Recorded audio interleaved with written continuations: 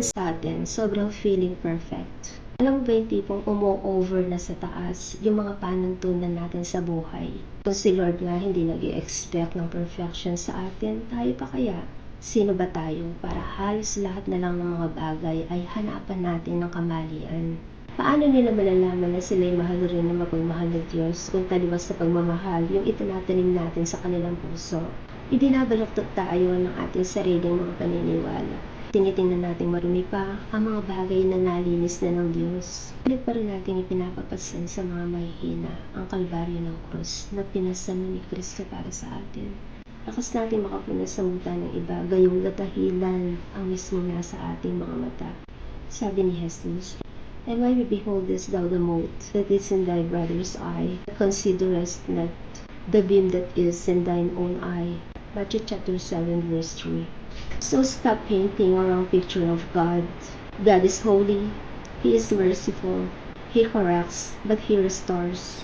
He sees our weakness, but He does not stop loving us. He knows our failures, yet He still gives us another chance. Hindi excuse ang grace para manatili sa mali. But grace reminds us that a person's mistake is not the whole story of who they are. Sometimes, we may be the very person that God is using. Show them that love. Gentle reminder, give people room to grow. Give people permission to be human. Give people the same grace that you once needed. Huwag mong gagawing kulungan ng mga standards mo sa mga taong tinuturuan pa lamang lumakad ng Diyos. Huwag mong ipaparamdam sa taong nagkamali na wala na siyang karapatang bumangon. You can stand for what is right without becoming harsh. You can correct without condemning. You can have a standard without losing compassion. You can speak the truth without forgetting love. Because sometimes the great testimony of our faith is not how perfectly we live, but how beautifully we extend the grace we have received. Be the person who helps people to become better, not someone who makes them feel to never be good enough.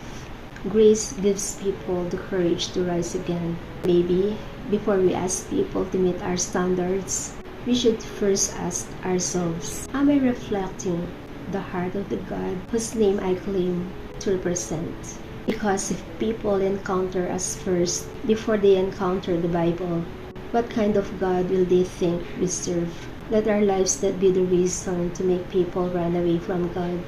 Gentle reminder, let our grace be one of the reasons they believe that His love is real. Have a blessed and wonderful day. God bless you.